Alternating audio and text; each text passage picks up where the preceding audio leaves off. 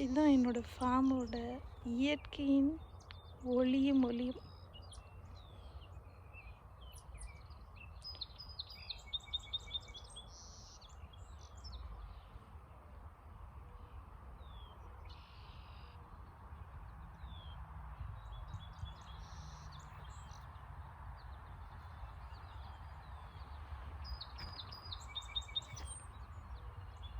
அமைதியாக இங்கே உட்காந்து புக் படிச்சுட்டு இருந்தா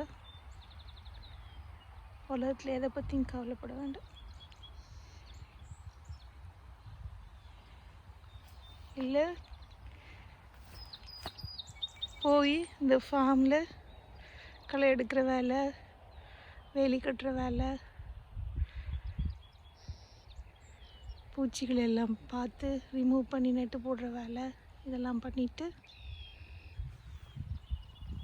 திரும்பி வந்து உட்காந்து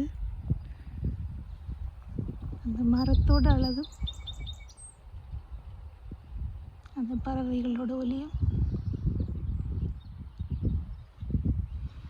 இந்த நீல வானமும், இங்கே இருக்க மேகங்களும், அப்பப்போ மேகமும் வரும். இந்த நீலம் வந்து வேறு வேறு கலர்களில் மாறும். சாயங்காலம்